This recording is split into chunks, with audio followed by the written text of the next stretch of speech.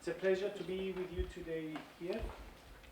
Just to get an idea of the audience, what type of majors do we have here? IT, business, accounting, something different? Accounting, good, really good. How many of you are here to see the future? So you're all here to see what's the disruptive part of the presentation. Good. Let me just start by saying that this is a 100% human-created presentation. No AI, no robots included in this process. My name is George Mouzouras. I am the Information Technology Manager of Charalambides Christis for the last 12 years. I have a bachelor degree in MIS and an MBA, Business Administration. The company, Charalambides Christis, the largest food manufacturer and distributor in Cyprus, with 700 strong personnel, around 125 routes nationwide. We service 3,200 different customers, with 2,000 of them being serviced daily on milk products. We operate from our own 6 depot centers throughout the free Cyprus with our own fleet. Currently, we export to 32 different countries and to 40 distinguished export customers. Major names that you can see on the slide: Lidl, Tesco, McDonald's. Now, before we see the future, let's get things straight. What is innovation? Innovation, as Victor Thomson, a political science professor of Syracuse University in 1965, defined: the generation, acceptance, and implementation of new ideas, processes or products or services. In simple words, the creation and pursuit of new ideas. What is disruptive innovation? A term coined by Harvard Business School professor Clayton in the late 90s described the process by which a product or service initially takes root at the bottom of the market, relentlessly moves up market, and eventually displacing established competitors. How? Easily targeting underserved customers or non-consumers with a simpler, more accessible, or more affordable alternative to existing products or services. Similar to disruptive innovation is sustaining innovation. Well, when I say similar, it's as day is to night. Sustaining innovation is the way existing established organizations, due to their restrictions, are focusing their efforts to make good products even better, ensuring the continued satisfaction of loyal customers. They provide upgrades, they provide new colors, new features to the existing same product. There is where competition with the disruptive innovation kicks in, with easier to use product, cheaper to buy, and with actual enhancements to the product and the way we operate the product. I believe you're all aware of the 4 companies that I'm presenting on the slide, which are an excellent example of what disruptive innovations we are all familiar with. Does anyone know how many houses does Airbnb own? None. Very good. How many cars does Uber have under their possession? None. Bravo. 0. The answer is 0. So, by owning 0 assets, how can you be profitable? Uber states for the 4th quarter of 2023, academic just finished, $37.6 billion in revenues with a 22% increase. Airbnb, $2.2 billion, grow for 17%. That is disruptive. So, out of nowhere, these companies appeared in the bottom of the market, providing a new radical product or service and accessible to a larger audience with their user experience as their main goal. The fourth industrial revolution, which we are in right now, has been the talk of the town, along with the biggest word since the commercialization of the internet, AI. Everyone nowadays talks about AI, about the revolution of AI, and how we should be able to use in our everyday lives, in our business. But what is actually AI? AI has so far 5 major branches, starting from left towards right: computer vision, machine learning, robotics, deep learning, and natural language processing. For example, ChatGPT falls under the NLP, which accepts text or voice from a human as input, processes it, finds the correct or something similar in its database as a solution, and then the related answer returns back to it as human understandable and readable material. Let me clear something out. AI is not the revolution. AI is not the disruption. Very often I have discussions with people, scholars, leaders that still do not understand that AI, as other examples in the past, is the means, is the process, the way for disruptive innovation to occur. And believe me, we're just at the beginning. The same as internet was, the same as trains is the means, the same as electricity. Without electricity, how do you operate internet? Without the trains, how do you move massive quantities of sand to produce silica that creates microchips that run the internet? AI is the enabler. Without AI, we cannot move forward. AI is the way for disruptive innovation to come. This is how we imagined AI 40 years ago, and this is how mostly using it today. For me, it was disrupting to find out that Terminator was actually released 40 years ago, and I've seen it when it was released. And we're using it by using it at deep fakes and creating fake images and so forth. Let's continue. So as a synopsis for the 4 companies, what did these 4 companies have done in common? They introduced completely new ways of doing things. They make products or services more accessible to a wider audience. They offer more cost-effective solutions compared to traditional alternatives, and they prioritize user experience and convenience. Now that we have the theory out of the way, let's start. Why? Why do we need to know what disruptive innovation is? And why do we need to know how to benefit from it? In the context of business, almost all disruptive innovations started from startups. Spotify versus the CD industry. Netflix versus blockbusters. Airbnb versus the hotel chains.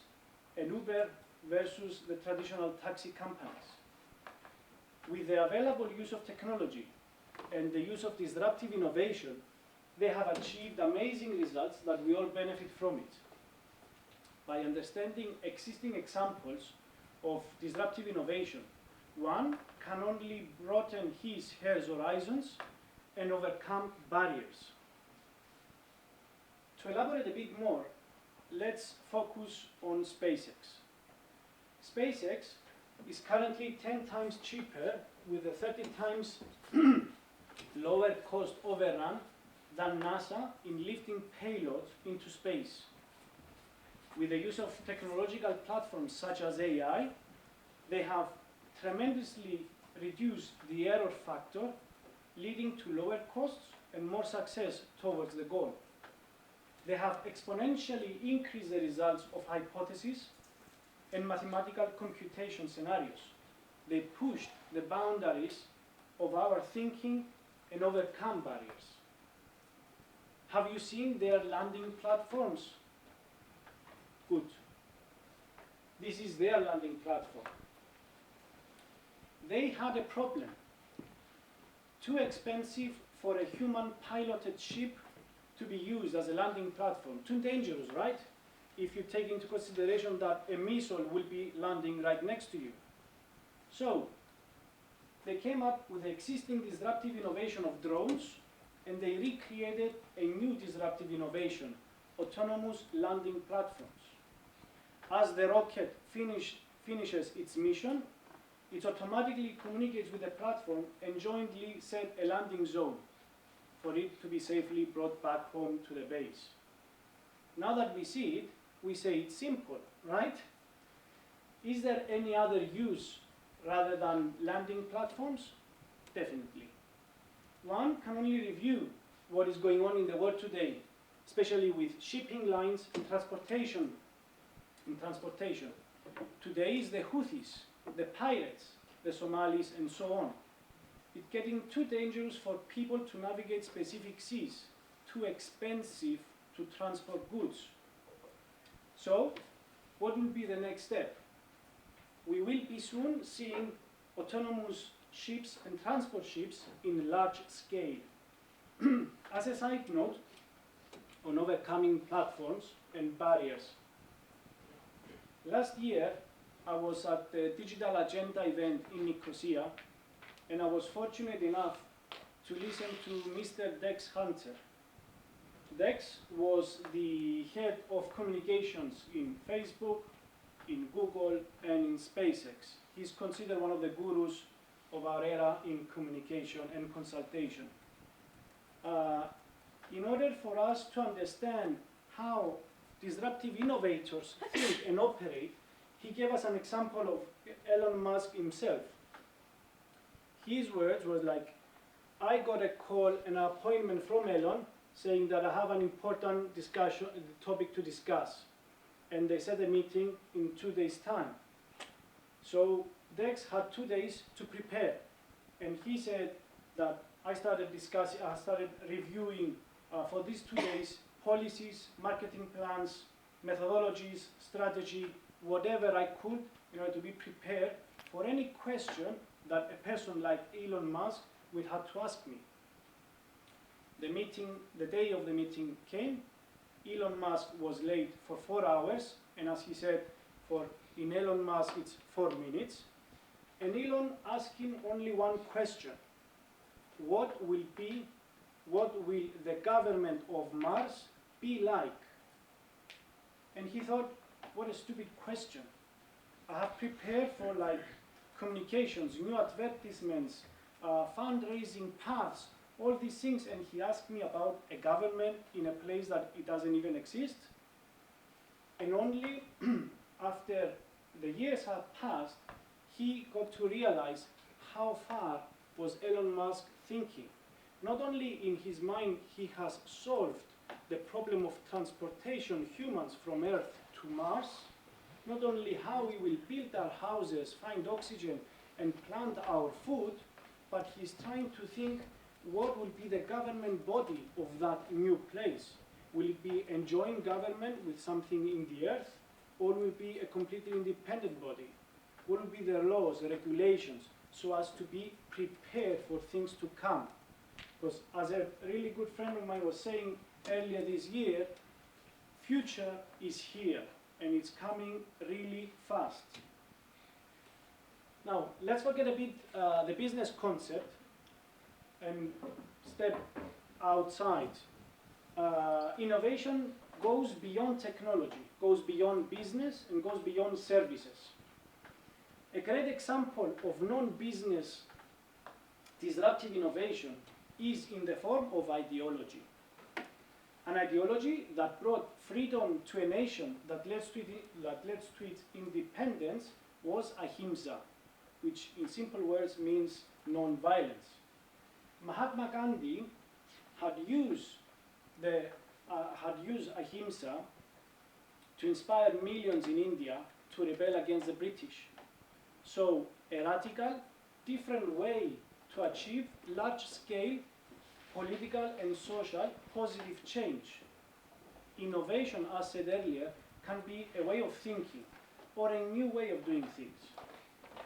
To elaborate on the way of thinking and innovation, let's take a step backwards. Innovation in general, it starts by having a creative mindset. But how or what is a creative mindset? I have you covered. Well, actually, Professor Teresa has you covered. Professor Teresa from Harvard Business School developed a framework that helped us understand the basic ingredients of a creative mindset. These are knowledge, critical thinking, and motivation. With these ingredients, it does not matter if the context is business, political, or technology. If the idea is new or the result is ultimately positive, innovation can exist in many different forms. Do have in mind that innovations are not always positive, and that sometimes they do have unintentional consequences. For example, recent developments in the automation has led to a massive disruption in the labor market. And even seamlessly harmless services such as Airbnb have had a negative impact on the affordability of houses for millions of people. Any questions so far? Anything?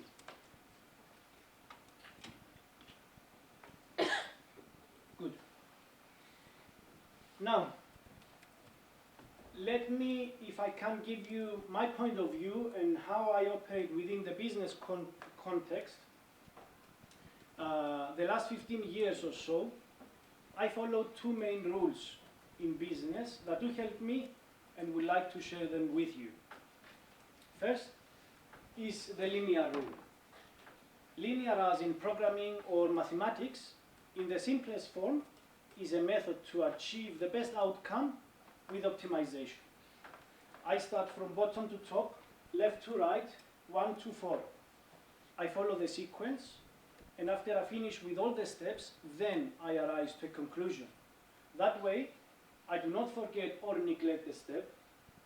At any given point in time, I know exactly where I am, I know how far have I reached, and I know what's left towards the finalization. Secondly, and most importantly, the golden circle. One of the most popular TED Talks of all time, Simon Sinek inspired me with his codification of the golden circle. Here it is.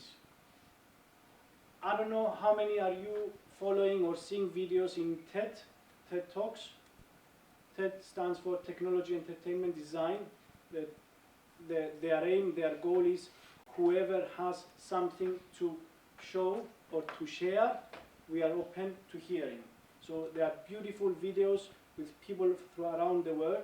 It's good to go and get some videos, some contact with TED. Let me explain the circle. We go from out towards in. Every organization and every person in the world knows 100% what they do.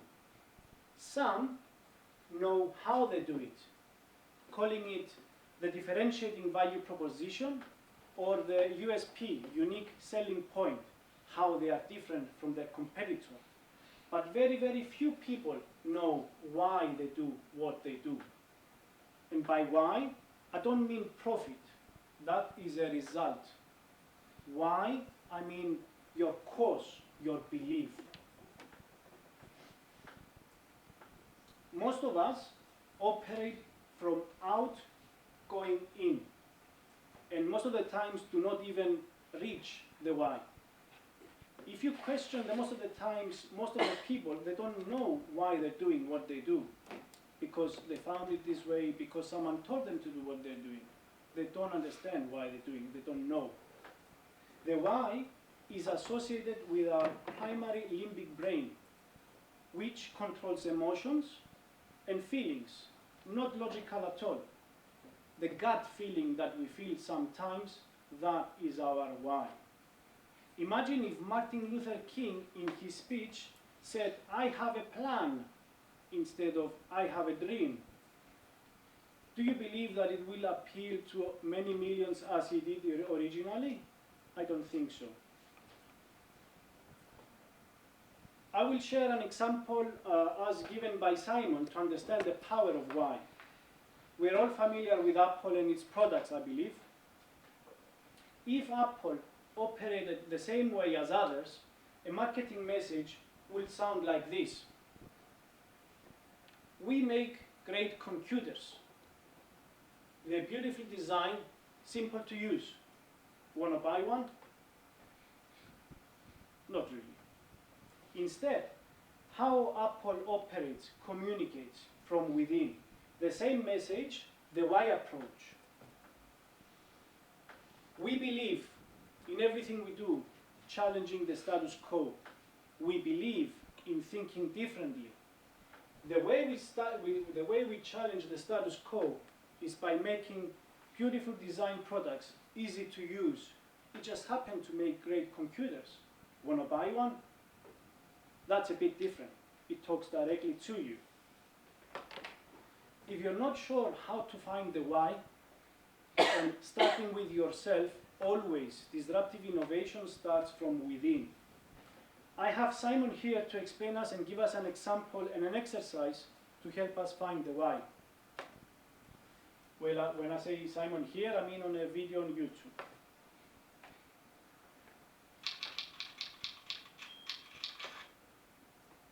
Find a friend you love, and one of those people who, if you called them at 3 o'clock in the morning, you know they'd take your call and you would take theirs. Don't do this with a spouse. Don't do this with a sibling. Don't do this with a boyfriend or girlfriend. Those relationships are too close.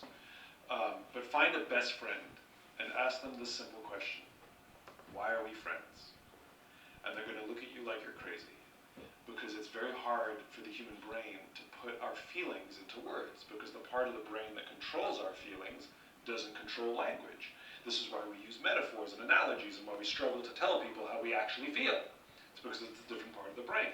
And so they're going to look at you and be like, I don't know, why are you asking me this? And you say, come on, I know you've been there for me my whole life. And then you actually stop asking the question why, ironically. You actually ask the question what. You say, come on, what specifically is it about me that I know you'd be there for me no matter what? And they're going to hem and haw because it's hard to put into words. Don't help them. Don't let anybody else help them. And they're going to start describing you. I don't know. You're funny. You're smart. You're honest. You've always been there for me. You go, good. You play devil's advocate. Good. That's the definition of a friend. What specifically is about me that I know you'd be there for me no matter what? And again, they'll hem and haw, and some will get through this quickly, and some will get through it slowly, and it will be a struggle, and you have to continue to play devil's advocate. Good, that's the definition of a close friend. What specifically is about me? And eventually, they'll give up. Eventually, they'll stop describing you, and they'll start describing themselves. Like my friend said to me, Simon, I don't know. All I know is that I can sit in a room with you. I don't even have to talk to you, and I feel inspired, and I got goosebumps. In fact, I'm getting them right now. They will put into words the value you have in their life, and you will have the emotional reaction. You'll either well up with tears or you will get goosebumps. This puts you in the ballpark. This is where your why lives. And if you do this with multiple friends, they will say the same kind of thing. In fact, sometimes they'll say the same exact thing, because your why is the thing you give to the world, and amongst your closest and best friends, it is the space you fill in their lives. So that's a fun little way you can.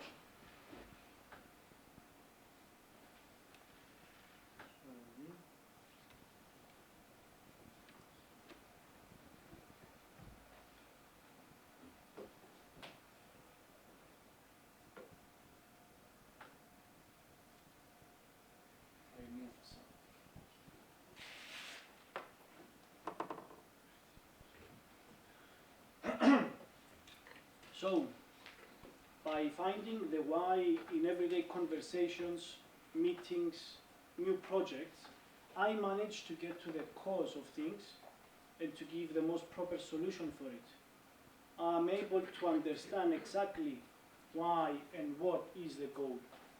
There are always barriers within business, in daily interactions, that sharing the same why within the team, within the organization, helps resolve and minimizes the noise, the hassle, the politics for things to happen.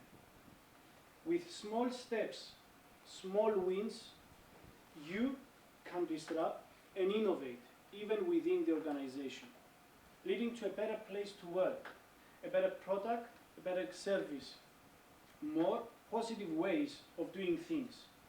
That is the way, the why way, the why approach I use to innovate and disrupt within my organization. Now, within my organization, we have implemented the above technologies, and we're still implementing things as we move along towards digital disruption.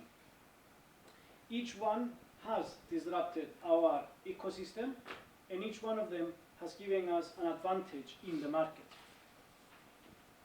Starting with the LoRa one, long range one, is a new technology to Cyprus that you can send Wi-Fi or cable signals to a long distance with a lower power consumption, so that you can reach places that you couldn't, or you needed extra amount of effort, labor, and cables. And with the use of LoRaWAN, we managed to install 50 plus smart meters throughout the factory, that we reach places that we couldn't go before with traditional cables and electricity lines. We have now electricity consumption per machine, per department, so that we actually do know live what costs us to produce X amount of products per line.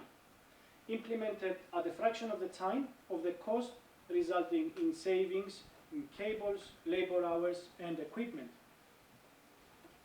Secondly, IoT devices, Internet of Things devices, on specific manufacturing lines, that by leveraging the Internet of Things technologies, we've achieved insightful data capture regarding the transactions and the activities of each manufacturing line, including its operational duration and idle periods, for how long this line was working, who stopped it, for how long, why was it stopped.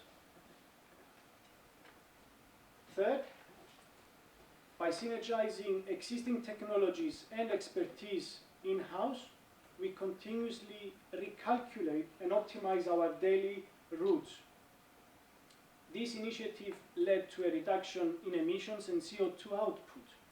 In the past, this was done by manually elevating and evaluating physical maps and a lot of trial and error stages, just to see from driver 1 goes to which route, and then if it can take the products of driver 2, if it will save time and petrol. Now we have GPS live measurements, smart meters on the cars that help us be more precise and more efficient. Fourth, at the time being, we are in a project with Cyprus Institute to evaluate the capabilities of deep learning. We are feeding and training the system with our past trade marketing activities, and we're asking it to forecast how and what scenarios could be there in the future. For example, every year we have a trade marketing plan and a budget that we assign to each customer. And we say, for example, in a large supermarket, for the March month, for 2 weeks, we will be offering our products with a 20% discount. Now, we know what the sale is, and we know what the sale was. We don't know if the actual sale of that 20% discount was from a customer that was not buying our products, and we got him from someone else, so that's a 100% sale, or was the customer our own customer, so we cannibalized on our own margins, and instead of him buying the more expensive product, he decided to get the cheaper one. Or even, we don't know if this customer was on a different channel, let's say on a bakery, and then moved to the supermarket on those days to get the discounted product. All those things, we don't know them right now. And hopefully, with deep learning, we'll be able to understand and plan accordingly. So, the big question, are we ready to see the future? I'm ready. Here it is. Nice, huh? If you don't know where to start or get ideas to start your own disruptive innovation or your own startup, Imperial College London has a solution for you. London Imperial College has a department called Tech Foresight. Their job is to look at the future, find disruptive innovations, and they have found a way to map 100 companies and innovations to a table of what they call Table of Disruptive Technologies. A dashboard of 100 wonderful, weird, and possibly worrying ways the world might change in the foreseeable future. Their words, not mine. Let's break it down to understand it a bit more. It's like the periodic table of elements, and they have recreated it into the table of disruptive technologies. On the left-hand side, you have the code for each technology with a quick description. On the right-hand side, you have a long list of references with examples of companies that are actually applying or working on the specific solutions. The beauty is that they have color-coded the technologies, and they have color-coded to represent time. Green are the technologies that are in use right now. Autonomous cars, vertical farming, delivery robots. Yellow are things to come in a horizon of 10 to 20 years. 3D printing of food, self-writing software. Red are in a horizon of 20 plus years with pollution eating buildings and data uploading to brain. Last, gray. Well, gray is called the ghost technologies because it's on a horizon of 30 years plus. It's described as highly improbable but not impossible. What I need you to do with this table, the table is available online. If you search London College Table of Disruptive Innovations, is available on a PDF. You can download, you can view all this. I will try and show you some of them tonight. I want you to see the table. I want you to understand the disruptive technologies. See them and see what is coming. Most of them you might not understand, but definitely there are some that you will understand.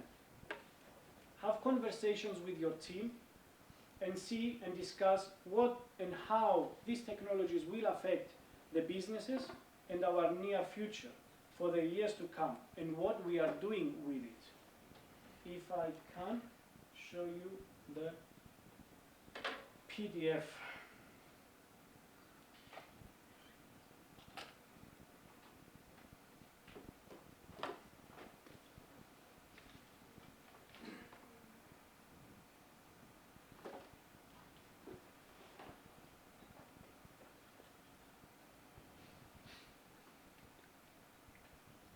So for example, as our discussion, yellow, in 10 years' time, autonomous ships and submarines, number 25.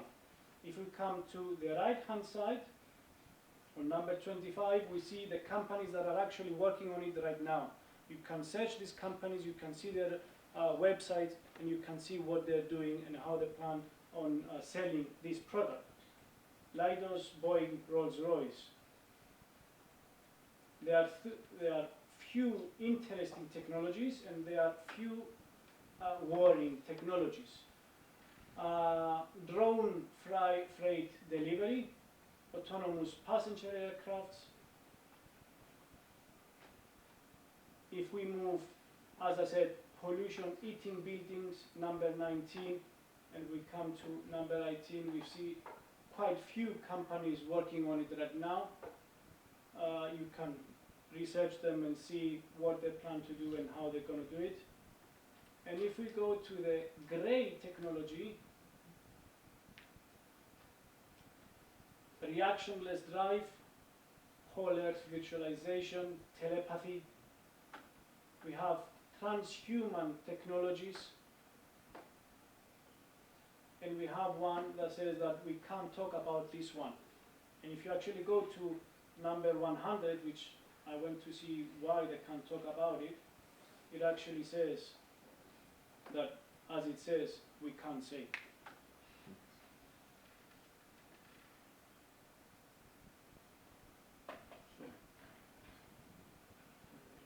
So, this one.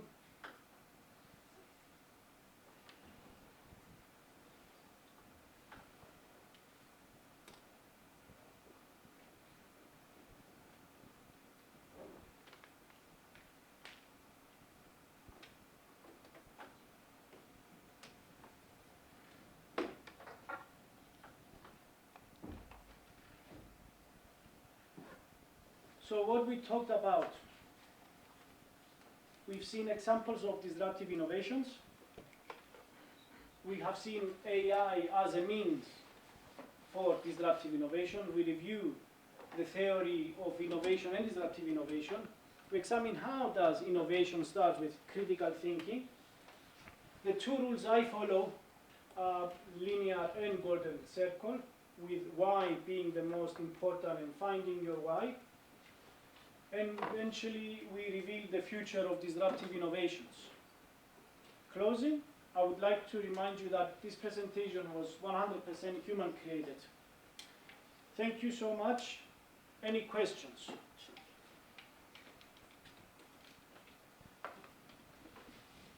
You mentioned Charalambides Christis exports a lot of products abroad to like the big companies. Why do they find your products appealing in contrast to a local supplier, for example, for milk, for cheese, that is locally produced and it's not likely to be more appealing to the locals, for example? The appealing, it's nothing to do with it, has nothing to do with it. What we export UHT cream for whipping cream and food and restaurants. We export halloumi and variations of halloumi. So we don't export milk. You will not go and find milk. Charalambides Christis, it's impossible. We have a 7 days expiration, so you can't export and sell it and be fresh. Regarding the UHT, we are the main players in UHT. Not most countries use a UHT as we do from milk. They use other condensed milk or non-dairy UHT creams. And ours is considered to be not only in the way of nutrition, higher standard as the competition, but more tasteful. And of course halloumi, which we produce halloumi in Cyprus, despite the pop orientation that we have the recent years and from European Union. Our major export country that buys halloumi is Sweden and England. I mean, they do more tons as we do for 3 years. And they have variations like chili halloumi, chili and spices and other variations. Thank you. Other questions?